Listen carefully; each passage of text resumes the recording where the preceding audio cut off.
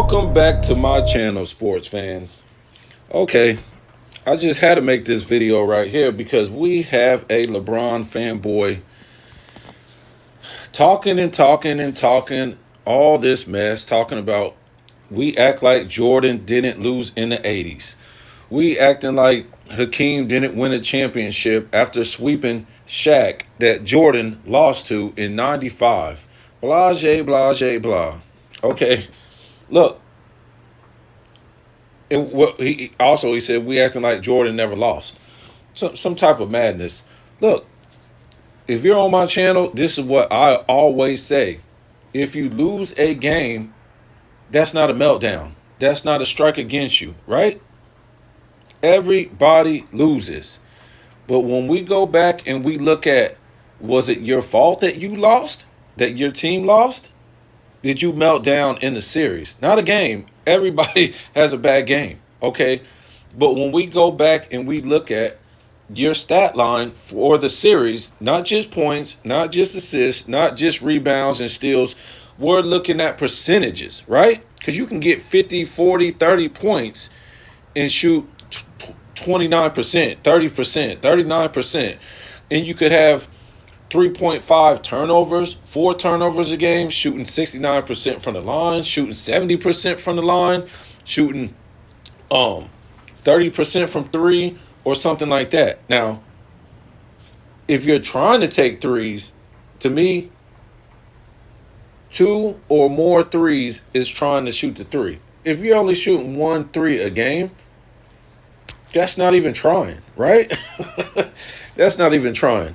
So let's talk about this, because I don't think this guy really wants to talk about this, right? Because Jordan in the 80s, this is why Jordan became famous, for not melting down against the competition. And when I say competition, I'm talking about going against 3 to 5 Hall of Fame teammates with no all-star teammate, right? And if you want to count Pippen in 88, him scoring 7 points in the playoffs and scoring 10 points in the playoffs, go ahead. That's not going to get you nowhere. A first and second year player that was a bench player. So he didn't have Pippen in the first 2 years, right? 88, 89. If you want to count Pippen in his 7 points, in his 10 points, go ahead. In 90, Pippen melted down. So Jordan was going against 3 to 5 Hall of Fame players on the Pistons. And I guess you can say, 4, right? 4 to 5 if Bill Laimbeer gets into the Hall of Fame. But we'll just leave it at 3 to 4 because Dantley was on the 88 team, right? And then 89, he was off the team. So that's 3 Hall of Fame players from 89 to 90. In 91, Jordan was going against, right? Where was Pippen? Anyways, those series, Jordan did not melt down. In fact, he was getting beat up. They was having to play football on a man just to win. Imagine having to play football on somebody just to beat him. And you guys got your superstar LeBron flopping around? Okay, let's go back to LeBron. In the 09-010, he had the best record in the league, right? Over the so-called mighty Celtics, right? Who won the conference one time in 08, the super team. And I think they were together 5 years, and LeBron won the MVP over all 3 of them? This dude just can't, come on now. He won the MVP over all these guys and had the best record 2 years in a row, right? Over this super team. That would never happen in the 80s or 90s, right? Look, you can go back and you can look in the 80s and 90s. 99% of the time, if you had the best record in the league, you was going to the NBA Finals. You wasn't getting beat by a 4 seed or a 3rd seed, where LeBron got beat by the Orlando Magic, a 3 seed, and LeBron's the number 1 seed. LeBron got beat by the Celtics in 2010, and the Celtics was a number 4 seed. How does a super team become a number 4 seed and beat LeBron? And LeBron had the best record in the whole league, right? How does that happen? So if you go back and you look at LeBron's percentages in 2009, 2010, he was miserable in those series, right? Look at his free throws. Look at his turnovers. Look at his 3-point percentage. Look at his field goal percentage. He was miserable. He wasn't good, especially in games 5 and 6. He couldn't even go to 7 games. 7 games against a number 3 and number 4 seed. Jordan was never a number 1 seed and lost in the 80s. Never. So he was predicted to lose. Even in 91, when he won the championship and Pippen wasn't even an all-star, he still won the championship. But he wasn't predicted to win the championship. I think they was number 1 seed, if I'm not mistaken, but they still had the Pistons winning that championship. They were going to go three-peat, right? They was the first team to go three-peat. Was going to go three-peat since the Celtics. But Jordan stopped that, swept them, and he got a three-peat, right? So let's look at this, because this guy wants to talk about Shaq beating Michael Jordan in 1995. We don't know where Pippen was. Pippen is supposed to be their savior, but we don't know where he was. Why he didn't carry Jordan. And they could have missed the playoffs before Jordan came back. That's how bad that Bulls team was going down the drain. So he comes back in 95. They end up playing the Magic, and they lost. I think they lost, 4-2? They didn't get swept. They lost. But Jordan didn't melt down. Yes. I think, Nick Anderson got this steal at the end of the game that capped it off, and Orlando won. Great steal. Great play. Jordan had only played 18 games. There's no excuse. They lost, but he didn't melt down for the series, right? I think he averaged like 28 or 30 points a game. He didn't melt down. And that's where I say in my prior videos, Jordan had to change his game, right? He was no longer Air Jordan. He came back in 96 and put on a shooting clinic from 96 to 98 and became the greatest mid-range shooter of all time. And to me, I think he was the greatest shooter of all time. Elbows in the back, became this great post player, hand checking, shooting just long 2-pointers, damn near 3-pointers, right? Up and under, pump fakes. It was just crazy. Curry, Durant, these type of guys don't have to deal with that. They could just shoot. Take a Reggie Miller, right?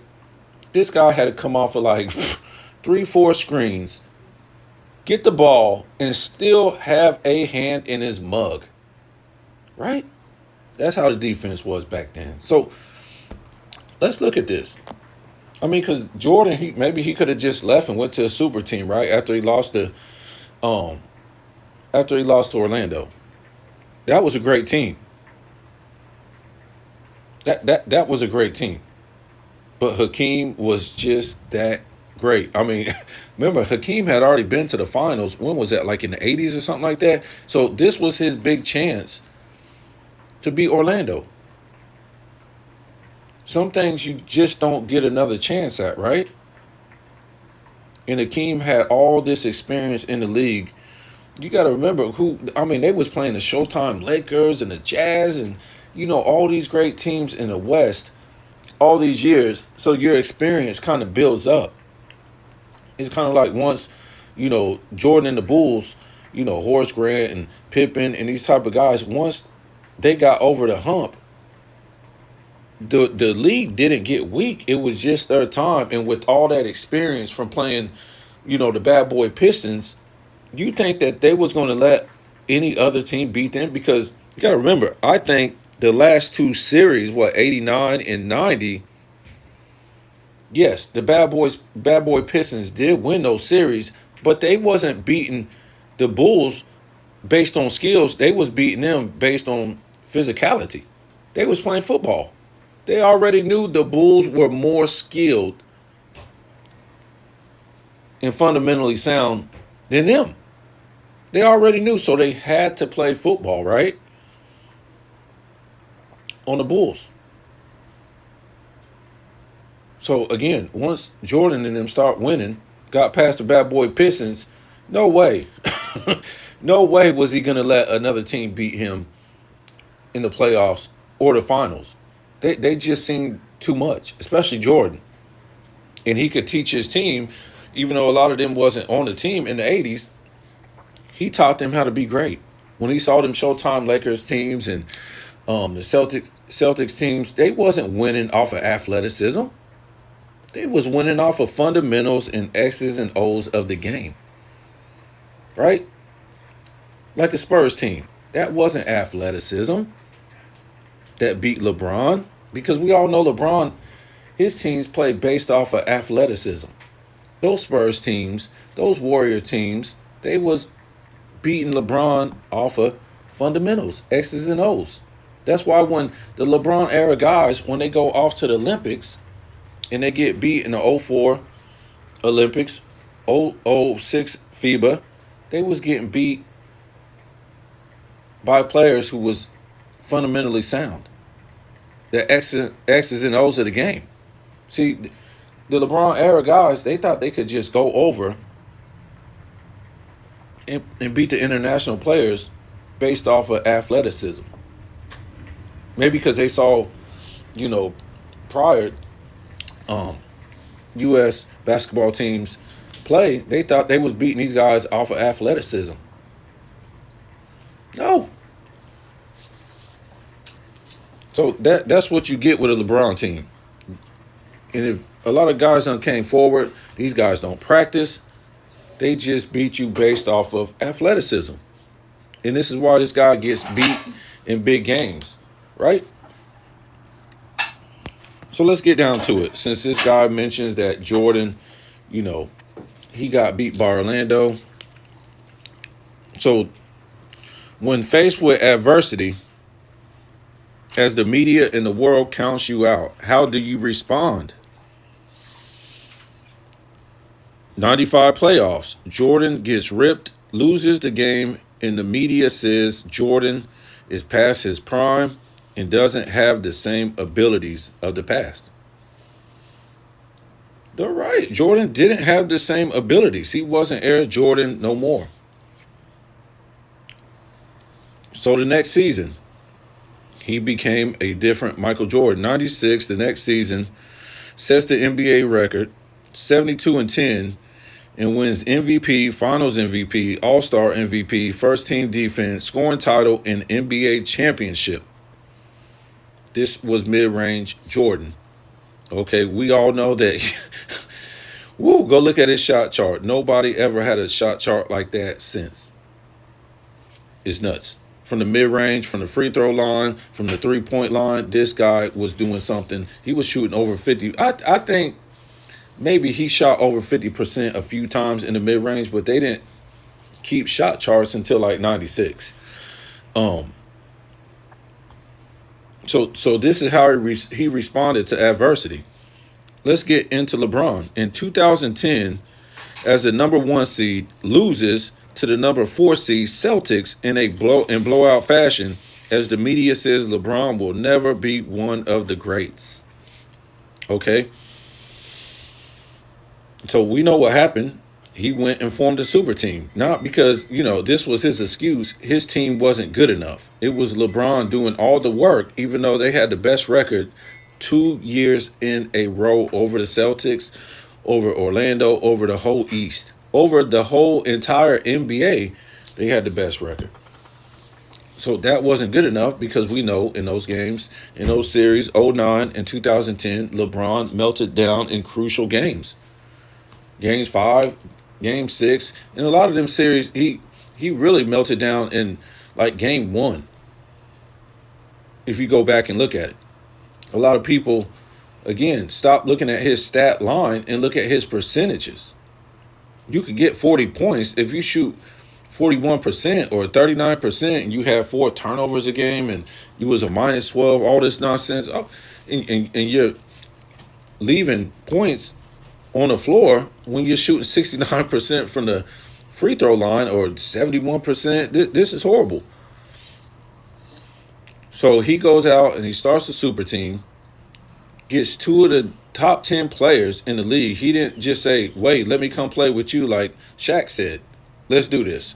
Nope. He goes and pretty much plays with 2 number 1 franchise players of 2 different teams and 2 top 10 players of the league. That would be like Jordan going to play with Barkley and Hakeem after he lost in 90 to the Pistons, right? So in 2011, the next season with his super team, LeBron taunts the Mavs before the finals, melts down, and then gets blown off the floor.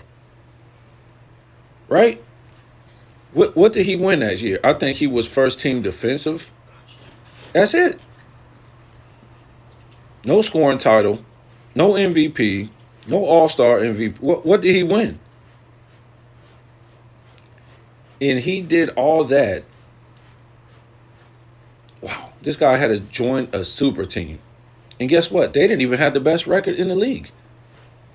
So he was no longer committed to being a great team. And you saw that in Miami. They had the best record one time in the league. And they just coasted.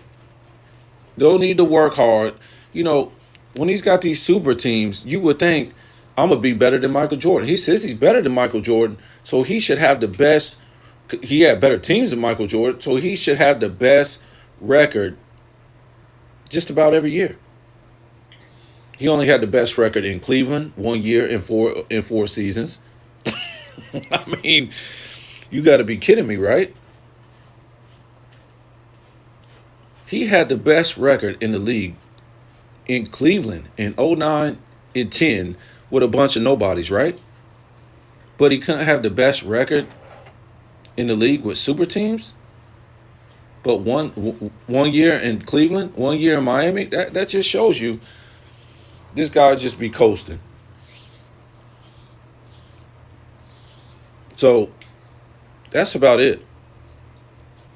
I just wanted to show you the difference between the two. When adversity hit, LeBron ran like a little woman and Jordan didn't. Yeah, he got a free agent. Rodman was not a top 10 player. He wasn't even a top 20 player in the league, right? He just went and got a rebounder. How come LeBron didn't just stay home and get a rebounder or get a great free agent, right? This is what Jordan did. He went and said, look, I need defense. We're going to shut this league down with defense. Yeah, he added Ron Harper. He already had Pippen. He got Rodman. They was going to shut the league down with defense. Not LeBron. He said he's going to shut the league down with top 10 players of the league. Hall of Famers. The best players in the league. That's what he said. Okay, so it's a big difference. LeBron didn't shut the league down with defense. He wanted to shut the league down with athleticism and offense. That's the difference. I mean, I'm going to come out with a video soon, and it's going to be based on Michael Jordan. He wanted to be the greatest ever based on he was going to be the greatest ever as far as he calculated everything he did since he left college and got into the NBA until his last season with the Bulls. Okay? He said he was going to be, at that time, the best dunker. He was going to have, the most scoring titles. He was going to have the most wins over 60 win teams. Different things like this. And we can go down through a lot of things that I think he plotted, especially once he got over the hump with the Pistons. Oh, right.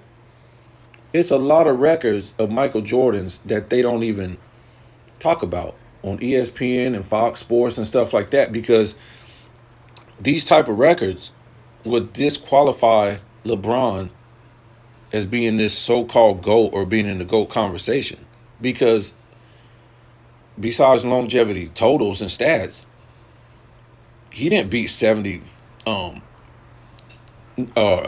760 win teams. He never did that. He never had a three-peat. It was never a time where he went like, what was that, like, what was it, in the 90s? Jordan never lost 3 games in a row or something like that, or lost 3 games. I mean, he's got so many incredible records that they won't even talk about this. In a 7-year span, he only lost 1 playoff series.